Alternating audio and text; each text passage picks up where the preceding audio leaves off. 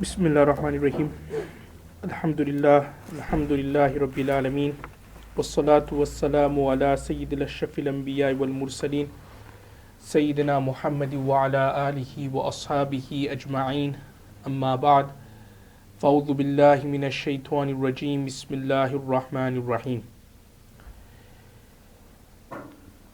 We concluded last week's lesson by looking at the incident or the concluding part of Rasulullah sallallahu alaihi wasallam's hijrah, and I mentioned that Rasulullah sallallahu alaihi wasallam, before he arrived in Medina Munawwara, he firstly arrived at a town called Quba, and Rasulullah sallallahu alaihi wasallam was in this town for 3 days. And I mentioned in last week's lesson that the first thing Rasulullah sallallahu alaihi wasallam thought of, the first thing Rasulullah sallallahu alaihi wasallam planned and built in the city and in the town of Quba was a masjid. And I mentioned the virtues of this particular masjid known as Masjid Quba, and the virtues of praying 2 rakats nafil salah there, and that it was the sunnah of Rasulullah sallallahu alaihi wasallam that every Saturday he would go to Masjid Quba and he would visit this particular masjid. Now, continuing with the seerah, as I was saying that Rasulullah sallallahu alaihi wasallam, he was in the town of Quba for 3 days.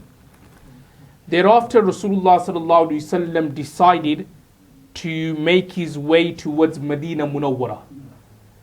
Now, on the way to Medina Munawwara, there was another locality, a group of people, a tribe, whose name was the Banu Salim, the tribe of Banu Salim. And because it was Jummah time, Rasulullah sallallahu alaihi wasallam decided to go to Banu Salim and lead the Jummah Salah in that particular area and in that particular locality. And it's mentioned that Rasulullah sallallahu alaihi wasallam leading the Jummah in that particular area was the first khutbah and the first Jummah in Islam. Okay, before in Mecca, there was no Jummah, even though there was the Masjid, the Baytullah, but there was no Jummah. But this Jummah which Rasulullah sallallahu alaihi wasallam led in the locality of Banu Salim was the first khutbah delivered, and also it was the first Jummah. Now you may be thinking that why wasn't there a Jummah in Mecca? Because they had the Baytullah, they are very big, massive masjid. You know, they had some places in Mecca where I'm sure they could have gathered and prayed the Jummah. Now, the reason why Rasulullah sallallahu alaihi wasallam did not pray Jummah is because one of the conditions for Jummah to be valid is that it has to be Darul Islam. That the place where you are praying the Jummah has to be an Islamic state, or the very least it has to be a place where Islam is practiced freely. And because Mecca in those days was Darul Harb, it wasn't an Islamic place, and nor was one allowed to practice Islam freely. So therefore Rasulullah sallallahu alaihi wasallam did not pray Jummah, did not lead the Jummah there. However, in the locality of Banu Salim, because Banu Salim, they had converted to Islam, so it was Darul Islam, it was a place of Aman and Sahih Salim, there was no problem, there's no kind of difficulties. So therefore Rasulullah sallallahu alaihi wasallam prayed the Jummah in the tribe of Banu Salim. Now after the Jummah Salah, Rasulullah sallallahu alaihi wasallam was then making his way towards Medina Munawwara. And news traveled to the people of Medina that Rasulullah sallallahu alaihi wasallam was coming. So everyone, the children, the women, those who were ma'zur, those who were disabled, they made a special effort to leave their homes and gather outside the city of Medina Munawwara to welcome Rasulullah sallallahu alaihi wasallam. Subhanallah. And when Rasulullah sallallahu alaihi wasallam arrived, he was sitting on his camel. Every one of the people of Medina Munawwara were inviting Rasulullah sallallahu alaihi wasallam to come to his house. That come to my house, O Prophet of Allah, Rasulullah, and stay in my house. Now Rasulullah sallallahu alaihi wasallam, he replied to them by saying that today my camel is in the or is under the command and order of Allah subhanahu wa ta'ala. Now what I mean by that is, as mentioned in the books of Hadith and Seerah, Rasulullah sallallahu alaihi wasallam was on his camel, but do you know the reins of the camel, Rasulullah sallallahu alaihi wasallam left it loose. So Rasulullah sallallahu alaihi wasallam wasn't riding the camel at all, but instead the camel was riding according to the will and according to the order of Allah subhanahu wa ta'ala. And what Rasulullah sallallahu alaihi wasallam was trying to say to the people, that this camel is under the command of Allah, meaning that wherever this camel stops, wherever it halts, this will be the place where I will stay. Now the reason, the hikmah behind that is because if Rasulullah sallallahu alaihi wasallam out of his own ikhtiyar and out of his own choice went, say for example, stayed over at one Sahabi's house, then the other people of Medina Munawwara, they will have this kind of sadness in their heart that, oh, why didn't Rasulullah sallallahu alaihi wasallam come and stay at my house? You know, there will be this kind of like, they won't show it intentionally, but there will be this kind of like dukh ki baat inside, like, why didn't Rasulullah sallallahu alaihi wasallam come and stay in my house? So Rasulullah sallallahu alaihi wasallam, he didn't want to cause anyone any harm, any kind of dukh or anything like that. So therefore Rasulullah sallallahu alaihi wasallam said that, look, this camel is under the command of Allah. Wherever this camel stops, whoever's house this camel stops in front, I will be residing in that particular house. So in that particular way, there was a bit of wisdom and hikmah, so that all the people who have gathered outside would know that, okay, Rasulullah sallallahu alaihi wasallam is not staying at that particular Sahabi's house out of his own ikhtiyar or out of his own choice, but instead it was a permission or it's an order and command from Allah subhanahu wa ta'ala to stay at that particular house. Now the story goes on that Rasulullah sallallahu alaihi wasallam, he was on his camel. The camel, remember, Rasulullah sallallahu alaihi wasallam is not riding the camel. The camel is moving according to Allah's will and command. So firstly, the camel went and it stopped at a barren place. This place, there was nothing there at all. So the camel went there and it stopped. Rasulullah sallallahu alaihi wasallam did not leave the camel. Thereafterwards, the camel then moved a few paces down and he stopped at a place or at the house of a Sahabi in the name of Abu Ayyub al-Ansari radhiyallahu anhu. So Rasulullah sallallahu alaihi wasallam then realized that this is the place where Allah subhanahu wa ta'ala wants me to stay. So Rasulullah sallallahu alaihi wasallam then mounted the camel, and then Abu Ayyub al-Ansari radhiyallahu anhu took all the belongings of Rasulullah sallallahu alaihi wasallam into his house, and this is where Rasulullah sallallahu alaihi wasallam initially stayed when he arrived in Medina Munawwara, i.e. in the house of the Sahabi of the Ansari, Abu Ayyub al-Ansari radhiyallahu anhu. Couple of things I want to mention here. I mentioned that this camel, he went and he stopped somewhere at a very barren land. That land eventually turned out to be Masjid al-Nabawi sallallahu alaihi wasallam, and we'll come back to that story later, how Rasulullah sallallahu alaihi wasallam made Masjid al-Nabawi sallallahu alaihi wasallam. But that was the ishara from Allah subhanahu wa ta'ala where the camel stopped, that this will be the place where you should make Masjid al-Nabawi sallallahu alaihi wasallam. The second point I want to mention here is, remember, this camel went according to Allah's will and command. So Rasulullah sallallahu alaihi wasallam did not have any ikhtiyar where the camel stopped. But a question may arise is that out of all the houses in Medina Munawwara, why did Allah subhanahu wa ta'ala make this camel stop in front of the house of the Ansari, Abu Ayyub al-Ansari radhiyallahu anhu, and why did Rasulullah sallallahu alaihi wasallam reside in his house? There were many other Sahabas there, many other houses and homes where Rasulullah sallallahu alaihi wasallam could have stopped over. Why did Allah subhanahu wa ta'ala choose this particular house for Rasulullah sallallahu alaihi wasallam? Now there's a couple of reasons. One reason is that Abu Ayyub al-Ansari radhiyallahu anhu is actually related to Rasulullah sallallahu alaihi wasallam. That Rasulullah sallallahu alaihi wasallam's grandfather, i.e. Abdul Muttalib, his mamu, i.e. his mother's side, they were from Medina Munawwara. They were from the tribe of Banu Najjar, where Rasulullah sallallahu alaihi wasallam stopped over. So Rasulullah sallallahu alaihi wasallam stopping over at Abu Ayyub al-Ansari radhiyallahu anhu's house is got to do with relation, because they were related to each other. That's why Allah subhanahu wa ta'ala ordered the camel to stop there and let Rasulullah sallallahu alaihi wasallam reside there for a few days. So that's one particular reason and one particular hikmah.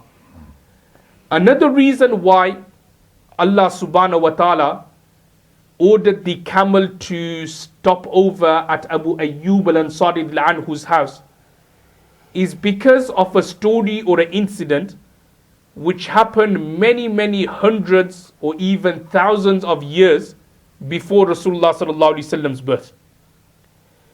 Now there was a king or an emperor who lived in Yemen whose name was Tubba. Now this king or this person Tubba, and he's actually a very good pious king. He had a lot of taqwa, he had a lot of piety. So one day he was walking with 400 alims and scholars of the Torah. So basically they were marching past Medina Munawwara, him and 400 of his rabbis, 400 of the scholars of the Torah, he was walking with them. Now when the 400 scholars and rabbis passed by the city of Medina Munawwara, they, through their isharat and through the Torah, knew that this was the place where Rasulullah sallallahu alaihi wasallam or the final prophet will migrate to. So they said to the king Tubba that, can we reside here? Can we settle down here? So the king asked them that, why do you want to settle down in this barren city or in this particular place? So the rabbis explained to the king Tubba that the reason why we want to settle down here is because through the scriptures which we have, i.e. the Torah, it's telling us that the final prophet's hijratgah, i.e. his migration, will be this city here. So when this king Tubba, remember he was a pious person, when he heard this, he then said, okay, you guys can settle here. I'll go back to Yemen, but he permitted the 400 scholars to settle down in Medina Munawwara. And not only did he give them permission to settle down in Medina Munawwara, he also built houses for them.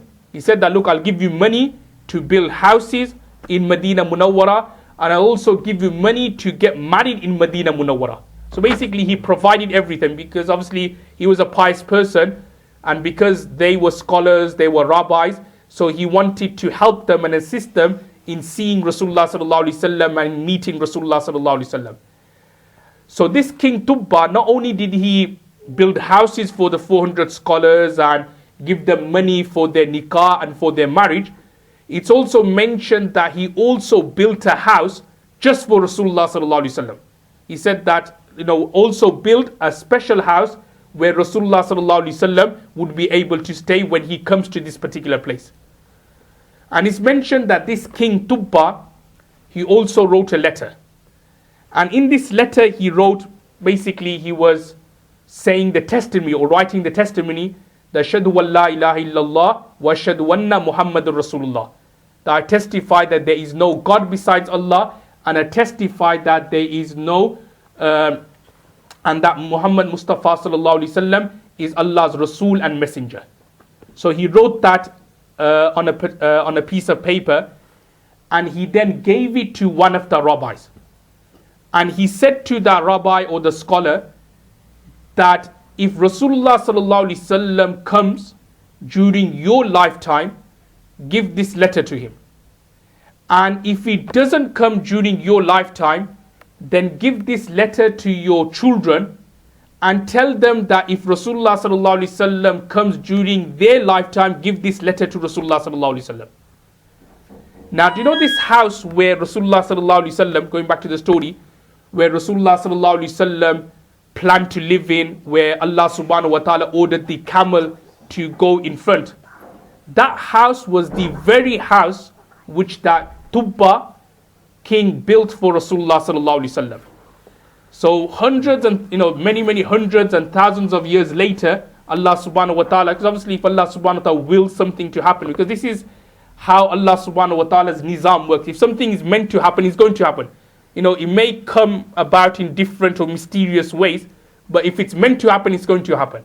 So because Allah subhanahu wa ta'ala wanted, because that King Tubba, he willed, his intention was that this house, I'm building it for Rasulullah sallallahu alaihi wasallam. Allah accepted his niyat and his intention. So in a mysterious way, many hundreds and thousands of years later, that house which that King Tubba built for Rasulullah sallallahu alaihi wasallam, which was now obviously in the possession of Abu Ayyub al-Ansari anhu, Rasulullah sallallahu alaihi wasallam, Allah subhanahu wa ta'ala ordered the camel to go and stop in front of the house, and so that Rasulullah sallallahu alaihi wasallam could reside in that particular house. And it's also mentioned that as soon as Rasulullah sallallahu alaihi wasallam went inside the house, Abu Ayyub al-Ansari anhu then gave Rasulullah sallallahu alaihi wasallam the letter. And Abu Ayyub al-Ansari anhu, he was actually one of the descendants. He was actually the children, like obviously great grandchildren, shall I say, of that scholar, of that alim, of that rabbi who Tubba gave the letter to.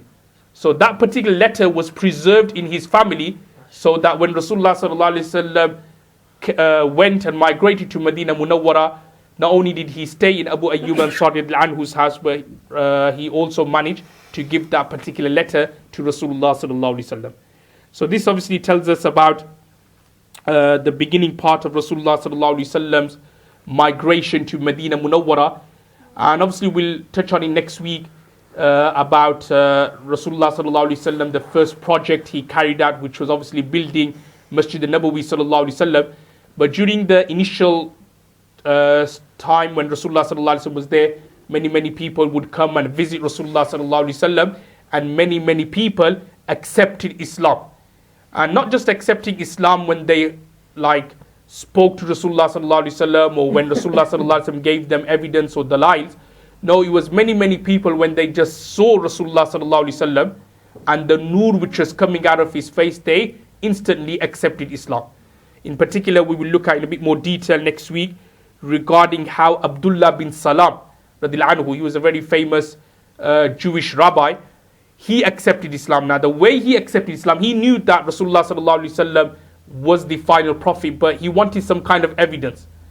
So it's mentioned that once he went to Rasulullah sallallahu alaihi wasallam's gathering and majlis, and the first words he heard Rasulullah sallallahu alaihi wasallam speak, or the first words he heard Rasulullah sallallahu alaihi wasallam say, was this very famous hadith, which I'm sure all of us must have heard before, but I'll just say again, because this particular hadith, just like analyzing this hadith, tells us that Rasulullah sallallahu alaihi wasallam had to be a prophet. Because if Islam was a self or a man-made religion, then these words could not have been spoken by Rasulullah sallallahu alaihi wasallam.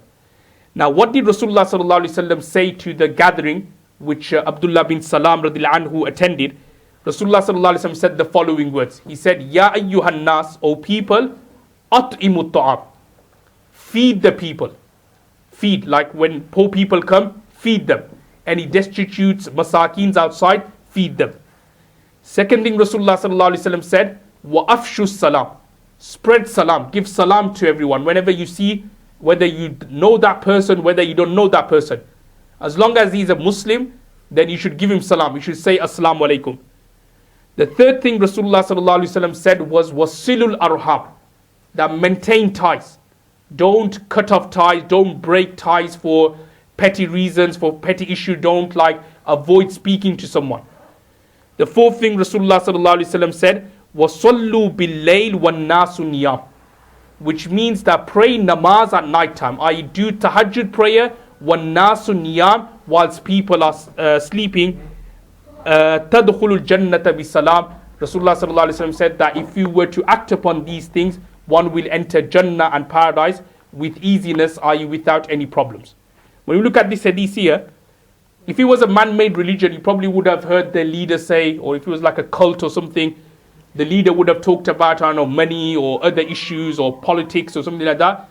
Rasulullah sallallahu alaihi wasallam didn't mention anything like that. He was looking at the islah of the people, the rectification of the people, and how to unite people. Because the first three things Rasulullah sallallahu alaihi wasallam said, it just talks about unity and ittihad. Number one, at'imu ta'am, feeding people, brotherhood, unity, Islamic brotherhood, feeding people. Number two, spreading salam, that creates love within the brotherhood. Number three, wasilul arham, which talks about maintaining ties. And after you've established the brotherhood and the ittihad and the closeness and the togetherness, then Rasulullah sallallahu alaihi wasallam talks about individual a'mals and muamlat. And as I mentioned before, the greatest individual a'mal and muamlat is the tahajjud prayer. Okay, that's why it's mentioned in hadith, after the 5 daily prayers, the best nafil prayers is the tahajjud prayer. Because tahajjud is a time when you are very, very close to Allah subhanahu wa ta'ala. It's mentioned in the hadith that Allah subhanahu wa ta'ala, obviously not physically, but Allah subhanahu wa ta'ala, He descends to the first heavens. So the sky or the asman which we have, Allah subhanahu wa ta'ala, He descends there. And then at that time, tahajjud time, when somebody prays to Allah subhanahu wa ta'ala, Allah subhanahu wa ta'ala accepts our du'as and supplication. So that is a time when you are very, very close to Allah subhanahu wa ta'ala. And as I touched on this before, that very, very important for us zakireens to, establish our tahajjud. Tahajjud is the best time to establish that link and connection with Allah subhanahu wa ta'ala. So as I was saying that when Abdullah bin Salam radiallahu anhu, when he heard this particular hadith, he automatically realized that Rasulullah sallallahu alaihi wasallam, he had to be a prophet. It's not like a man-made or a self-made religion, but this religion was a religion from Allah subhanahu wa ta'ala. May Allah give us the tawfiq to act on what he said. Wa akhiru da'wana. MashaAllah, MashaAllah, MashaAllah.